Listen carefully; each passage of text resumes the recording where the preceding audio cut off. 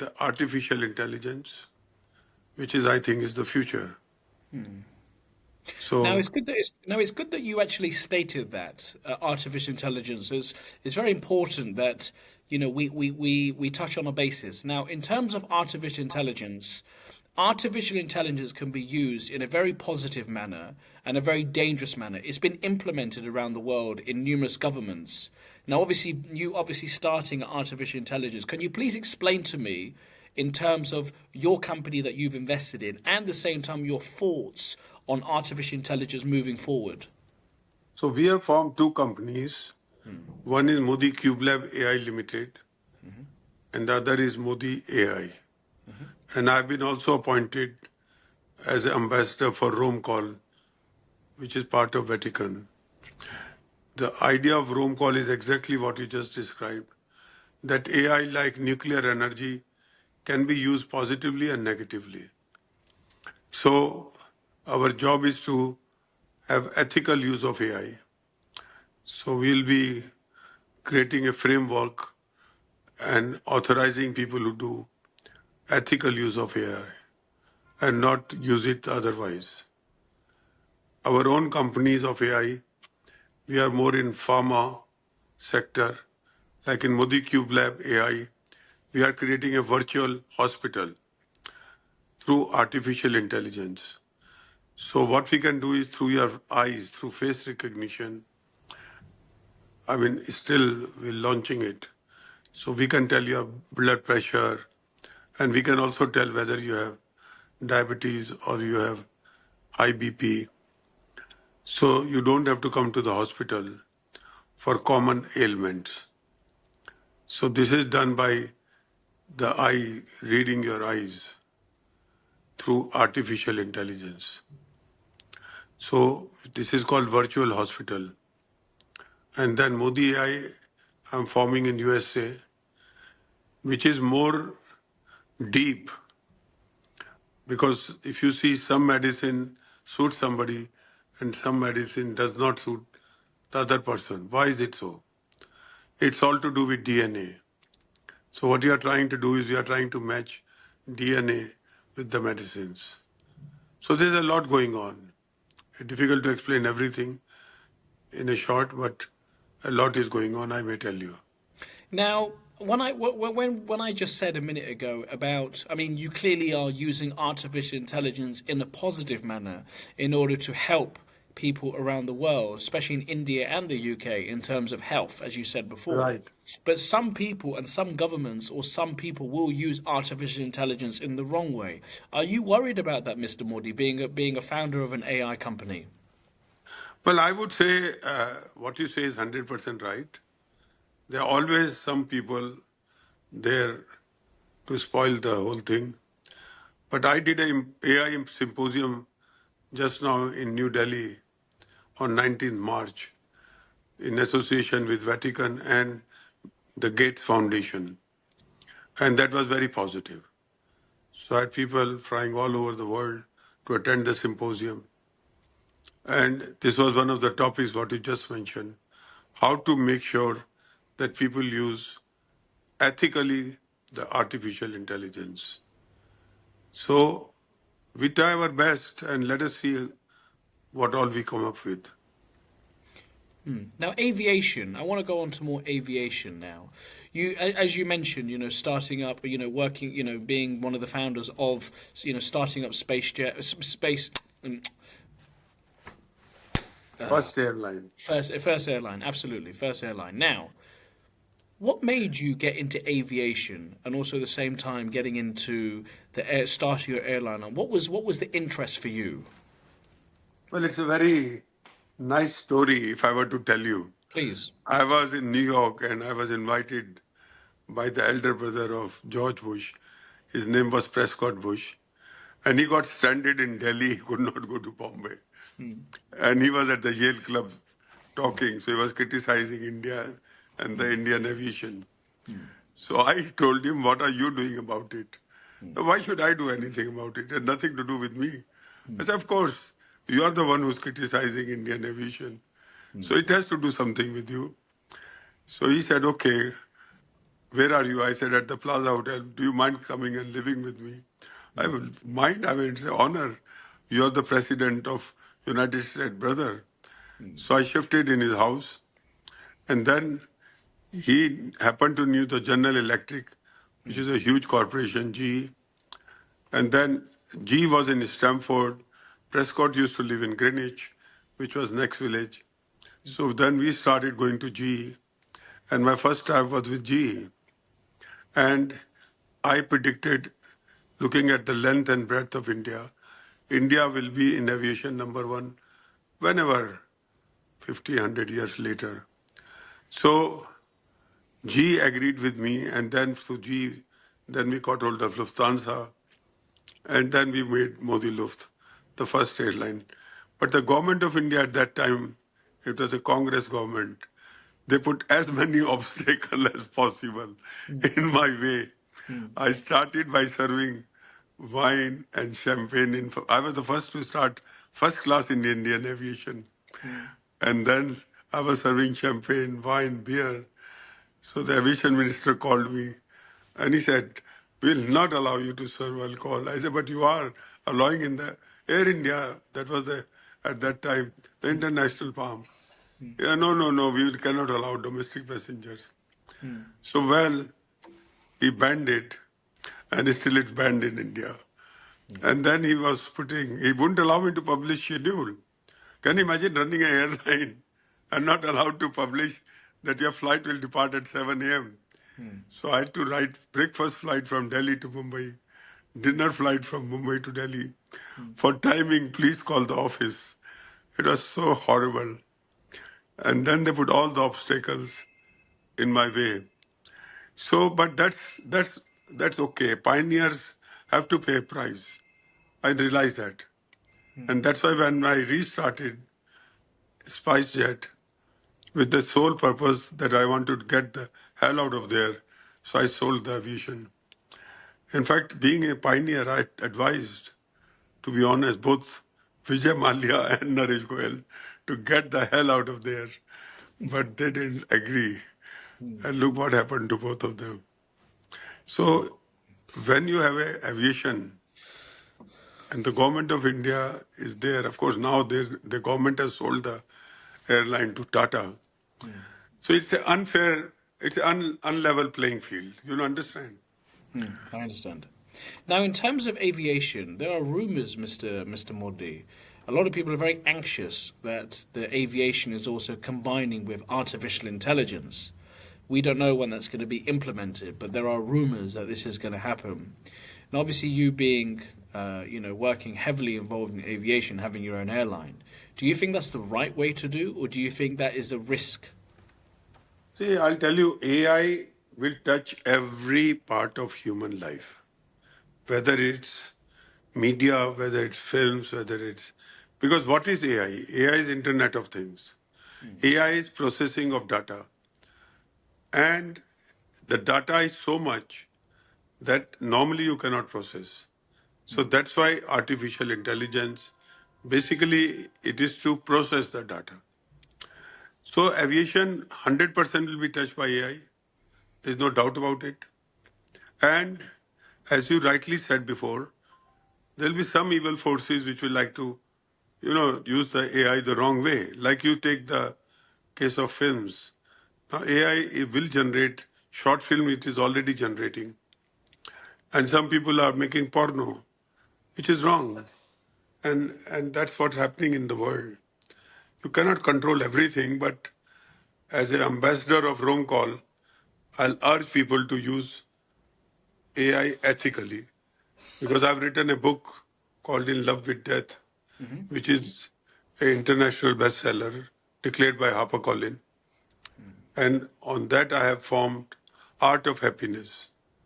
So my view to the viewers is be happy, because you are going to be in this world only for a few years.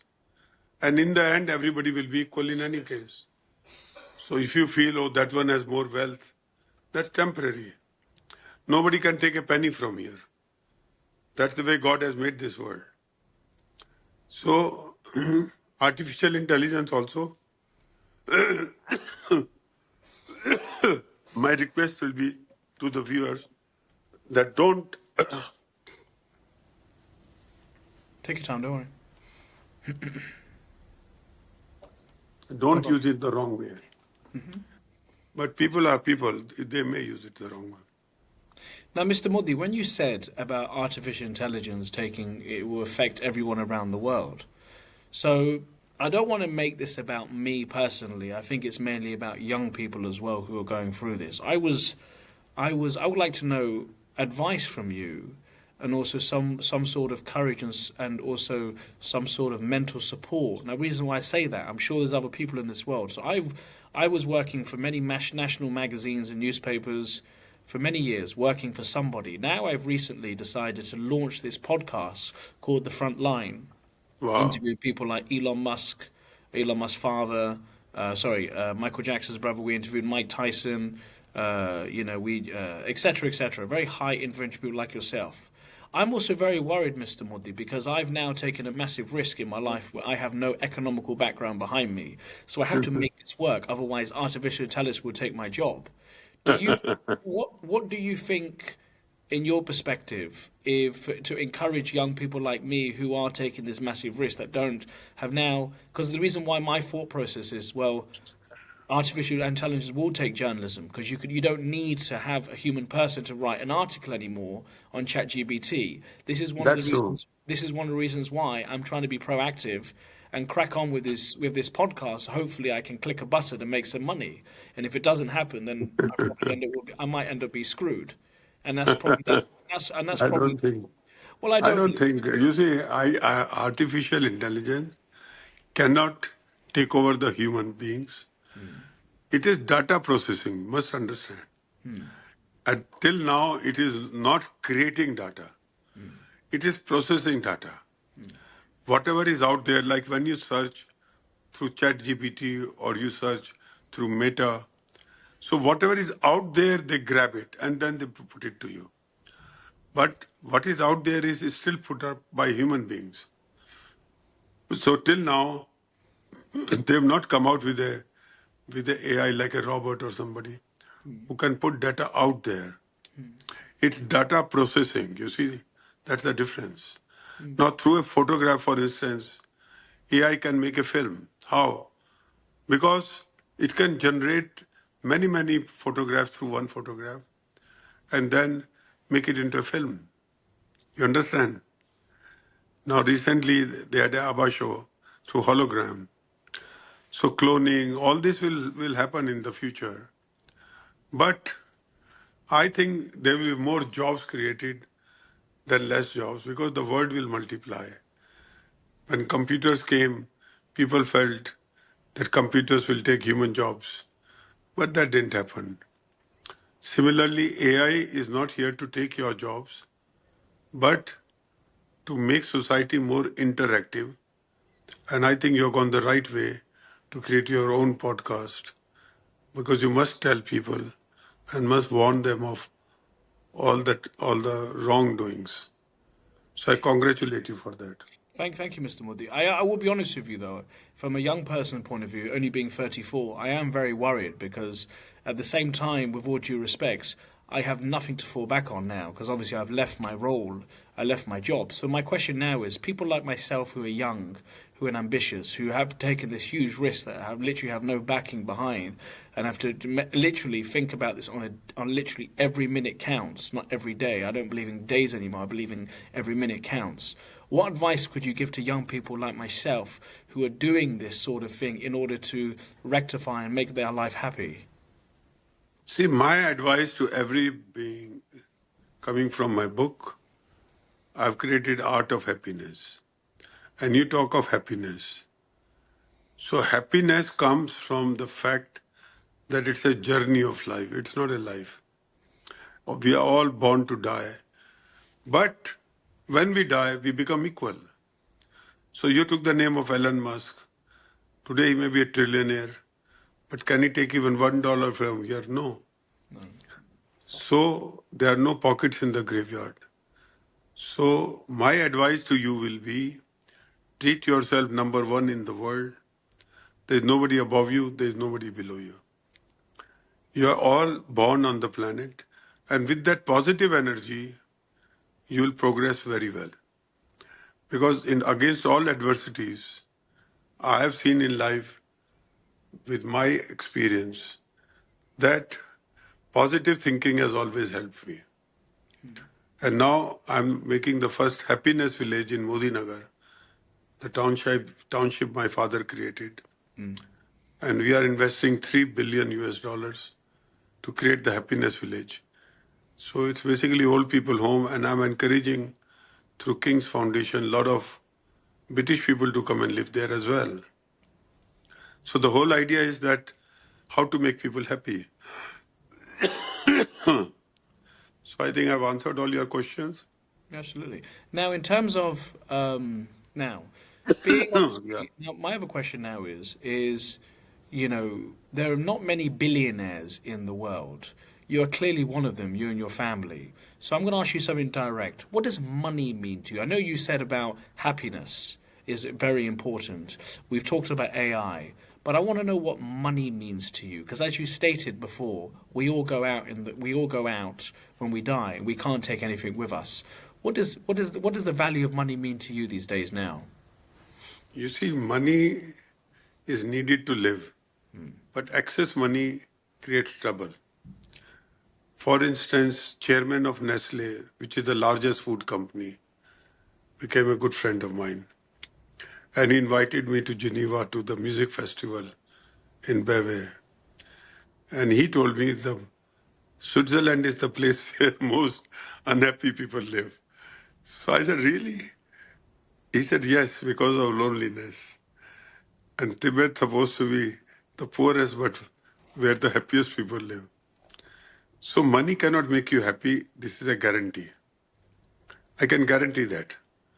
However, loneliness, lack of friendship, lack of love, these are the main areas of happiness.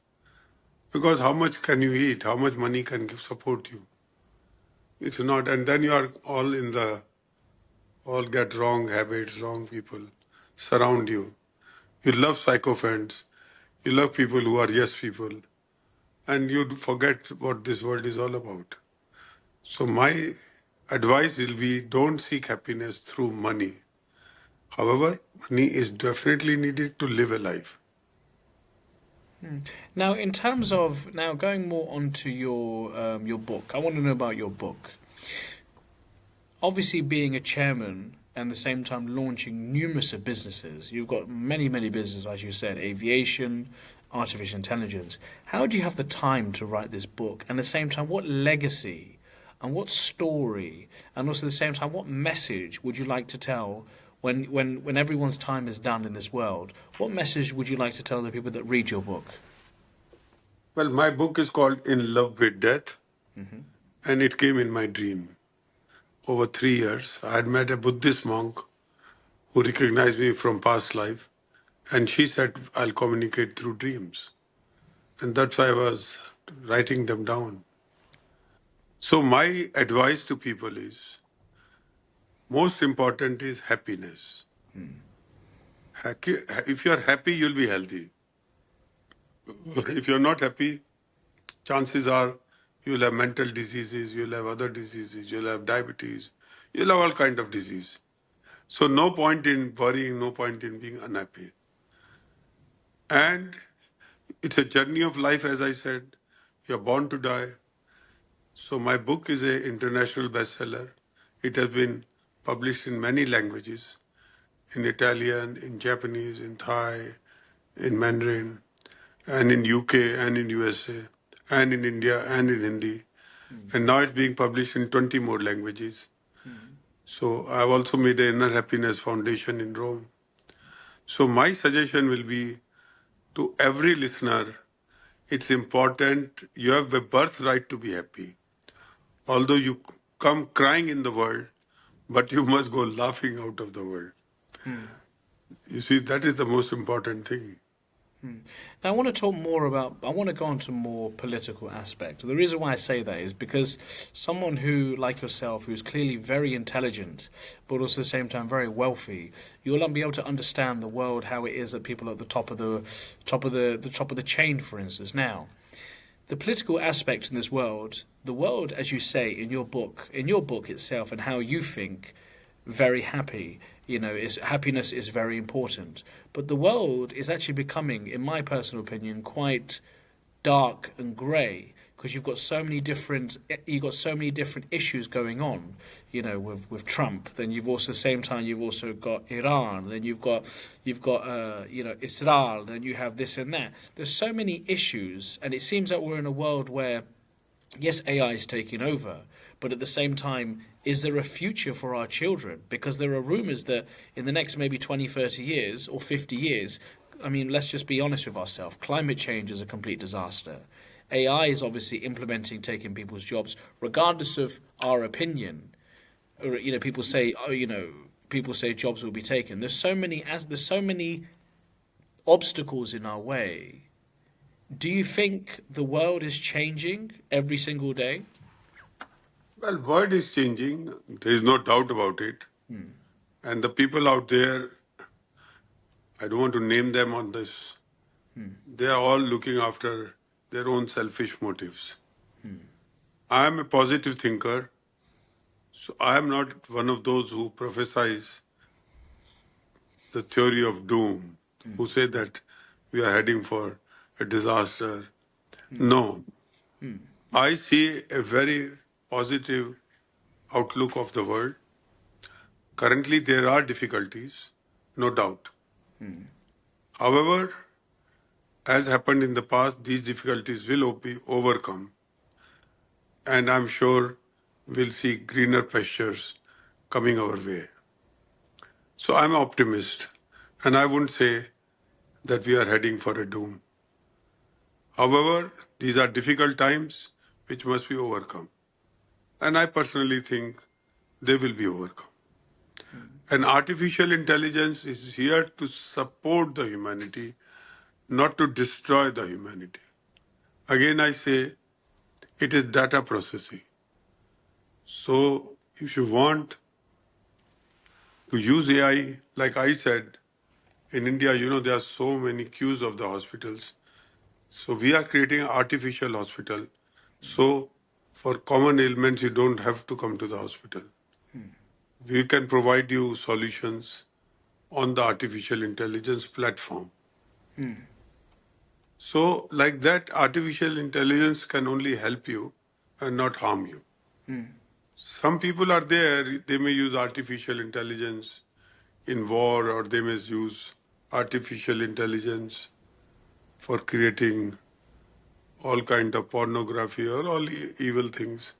So with the good, there has always been evil, but in the end, good has always been won over the evil. So I'm not worried. Fair enough. Now, India is becoming a global economical powerhouse. It really is. It's really vamping up. It's done incredibly well in terms of all different sectors of technology, artificial intelligence, healthcare, etc. Now, in your opinion, obviously coming from extremely wealthy family, what sectors do you believe that will produce the next generation of Indian billionaires? I think India has a great future because we have not only the population, but we have educated population. But more important in India is the value of family life. And still we have family values. That means husband, wife, children. There is some cohesiveness. In the West, I've been living here for 30 years. It's going away. The children are moving away from parents. Wife and husband are moving away from each other.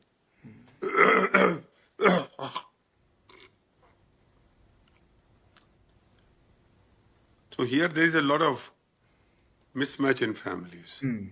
India, luckily, we are God-fearing people. And we have a huge legacy of whatever 30, 40,000 years. Lord Rama was born, also a Hindu, and Krishna and Shiva. So Hinduism is there forever. I mean, so I've just recently constructed a Radhakrishnan temple in my town, Modinagar. Wow. And I must say the devotees are so, let's say, they are really believing in God. It's not that way they don't.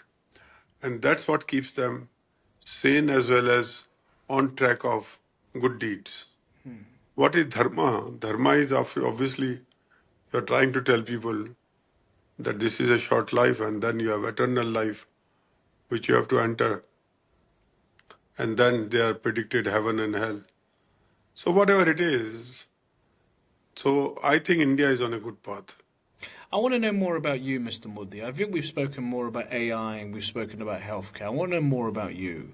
And obviously, you being the chairman of your company, also they say people at the top of the companies always try and overlook everything. But it's good that you've invested in so many different projects. Now, when you see an entrepreneur or when you meet a selective individual that wants to come and work for your company, or you interview them, or you get recommended to have a conversation with them. What traits of personality do you like for someone to come and work with you, but at the same time to understand how you work? And what sort of characteristics do you admire? Well, I feel honesty is the most important. Sincerity is most important. Like I'm also an ambassador for philanthropy by British government. We teach 5,000 children free of charge. And we have 2 centers for women. So when they go on hard times, we have to resurrect them. And also on arts, we have a lot of philanthropy. My point in this world is that those people who are sincere, honest, and hardworking will always succeed. Nobody can hold them behind. So young people, they have a positive outlook to life, never be negative, and be happy. Again, I say be happy. I've created art of happiness only because of that. Because live in gratitude. Whatever you have, don't underestimate it. Whatever you have, millions don't have. Don't forget that. So live in gratitude, be positive thinking, and I'm sure success will come at your doorstep. This is my advice. Now, my last couple of questions for you, Mr. Modi, and I'll let you enjoy your evening. Now, risk taking. What I mean by that is when you have an investment, let's say, for instance, as you say, your artificial intelligence company. Now, people would like to know, how do you know the risk is worth it? The reason why I say that is every time you invest money into any business, there's always a risk. How do you know, or what percentage do you know that you'll be able to have a return of investment, or at the same time you'll have a positive outcome when investing into that business? What do you look for? Well, basically, that's why we are tying up with the leaders because they have been in business for 10 years and we are starting out. So we are not starting out alone. We are tying up with them, so we are benefiting from their 10-year experience. And so we are mitigating the risk. That is first point. The second point is, as you rightly said, is there a guarantee? There are no guarantees. Like the world didn't know on 1st of March a war will happen in the Middle East. And 4 years ago, when Russia started attacking Ukraine, I still remember I was coming to London and I was advised to delay by 1 week because Putin had said it's going to be a war for 1 week. And lo and behold, it's now 4.5 years. The war is still going on.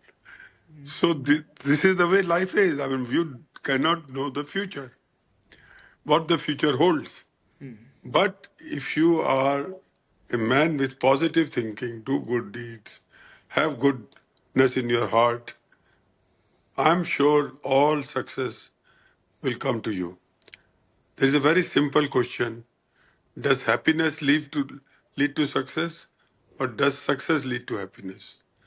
So in a way, they are intertwined. If you are a very unhappy man, it will be difficult for you to succeed. However, if you are a happy person, of course, it's not a guarantee you'll be successful, but the chances are better that you'll be successful. Okay, Absolutely. sir. Absolutely. And my last question to you, Mr. Modi. Healthcare in India. I want to talk to you about healthcare. Healthcare around the world, and I know that you also invest in children's education. I know that you really do invest in helping young children get the right education. Now, what's your thoughts on the UK and the United Kingdom? Obviously, being a citizen here, and also living in London as well.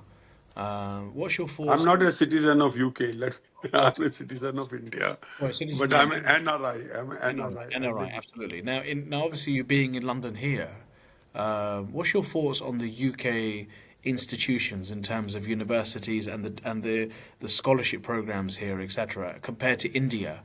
Where do you see that as more beneficial, India or the UK? See, I think UK, of course, is at the top of education ladder. The British education people strive for. I would say this, recently India and UK have signed free trade agreement. That's a very wise thing. So whereas UK is technologically advanced, it's a developed country, but it needs market. And India is a massive market. So if UK has to succeed, they must look towards India.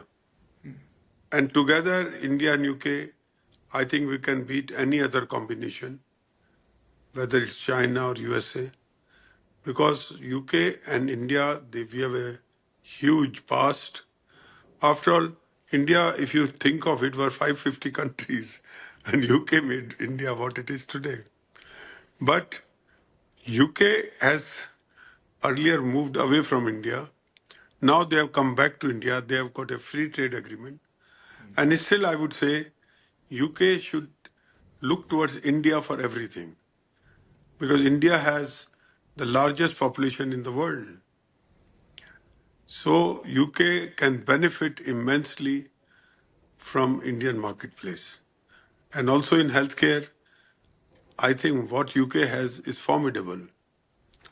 And they should apply that to India. And together we can win. That's what we would say. India-UK partnership is unbeatable partnership. Mr. Modi, I want to say thank you so much for your time today. It was a real honor to speak to you and have you on the front line, but also understand your mindset and also, your intelligence and at the same time your wisdom and also discussing about your book. Thank you so much for your time, sir. It was an honor to speak to you. Thank you. I'm honored and thank you very much, Kiran. Thank you very much. Namaste, Thank you, Mr. sir. Modi. Thank you so Namaskar. much. Namaste. Thank you. Thank you very much. Bye-bye. Bye. Let me just stop.